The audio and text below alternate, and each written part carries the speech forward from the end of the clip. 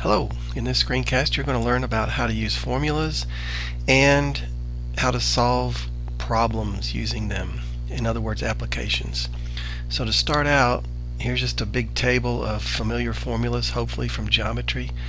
You probably haven't seen the frustum of a cone right there, don't worry about that. But the other ones you've probably already seen.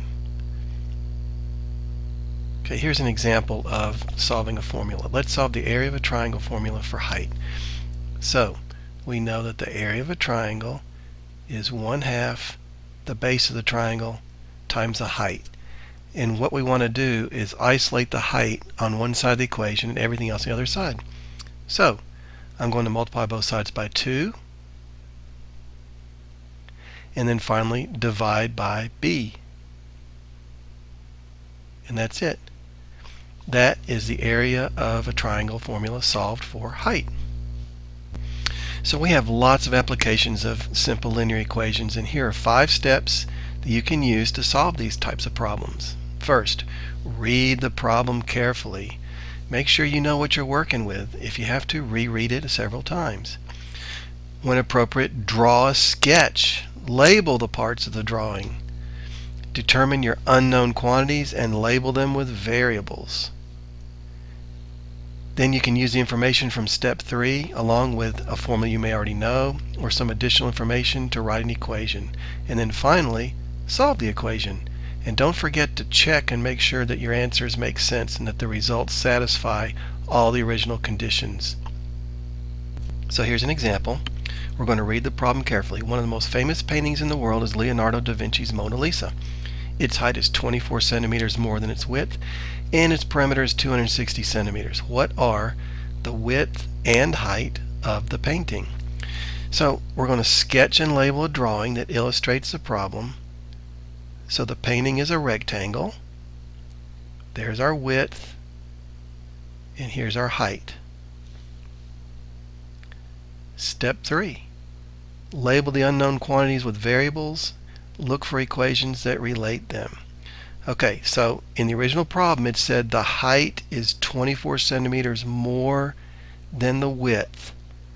So h equals w plus 24, and the perimeter is 260. So the perimeter is all the sides. So that's 2 widths plus 2 heights equals 260 centimeters. Now, using the information in step 3, we're going to write an equation. Well, check this out.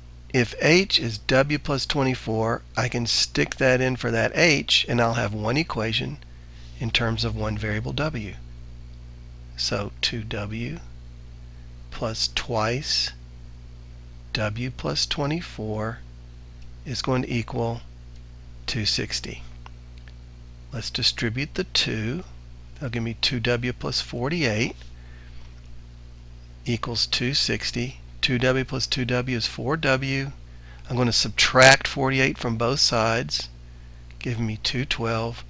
And then finally I'm going to divide everything by 4, and that will give me 1w equals 53 centimeters. Now we're not quite done because the original problem said what are the width and the height. Well, we found the width, it's 53. The height is the width plus, let me erase that, that's an ugly 3. 53 plus the extra 24 centimeters that they told us in the problem, which gives us 77 centimeters.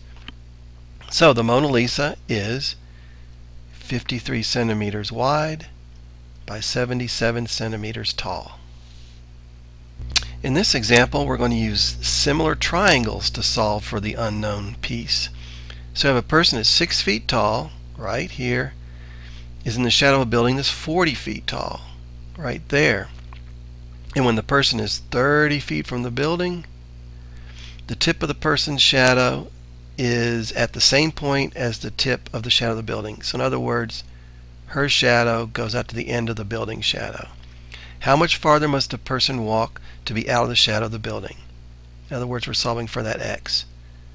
So here's a simple diagram of the situation. That's 6, that's x, that's 30, and that's 40.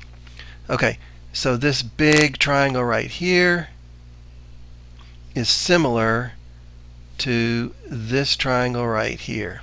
And we can set up a proportion. So we can say that x is to 6 as 30 plus x, this whole piece, is to 40. And that's what we're going to solve. I'm going to cross multiply. So 40x is going to be 6 times 30 plus x. Distribute that 6. That gives me 180 plus 6x, 36x, 40 minus 6. I'm getting ahead of myself, aren't I? 40 minus 6 is 34. 34x is 180. And so when I divide by 34, I get, let's use our calculator, okay? Alright, so I've got 180 divided by 34, and we'll round it to the nearest tenth, 5.3 feet. So she has to walk 5.3 feet farther to get to the edge of the building shadow. Okay, here's an example using simple interest. An accountant invests part of a $6,000 bonus in a 5% simple interest account and invests the rest of the money at 8.5% simple interest. So let's let x equal the amount at 5%. Y is the amount at 8.5%.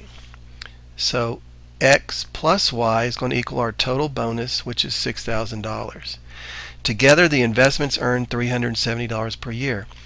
So the interest times the amount invested at interest plus this interest times that amount is going to equal 370. Now I can take this equation up above here, and from that I can say that y equals 6,000 minus x, and I will put that in for that y right there. So I'm going to get 0.05x plus 0.085 times 6,000 minus x is equal to 370. Distribute the 0.085 times 6,000. Let's get our calculator up. 0.085 times is 510 minus 0.085x equals 370. So I get negative 0.35x, that's 0.05 minus 0.085, is equal to negative 140. That's 370 minus 510. When I divide by negative 0.35, I get that x is $4,000. So that's the amount at 5%. Subtract that from 6,000 and we get $2,000 is invested at 8.5%. Okay, last example. This is a mixture problem. A chemist mixes an 11% hydrochloric acid solution with a 6% hydrochloric acid solution. How many milliliters of each solution should the chemist use to make a 600 milliliter solution that is 8% hydrochloric acid? Okay, so these are beakers, okay? And I'm going to say X milliliters of 11% plus Y milliliters of 6% is supposed to give us 600 milliliters of 8% solution. So that means that X plus Y is 600 which means y can be 600 minus x. All right, so here's our equation. 0.11, that's 11%, times x, plus 0.06 times 600 minus x is going to equal 0.08 times 600. So I've got 0.11x plus 36, that's 0.06 times 600, minus 0.06x equals 48, 0.08 times 600. 0.11x minus 0.06x is 0.05x. 48 minus 36 is 12. Let me erase that there.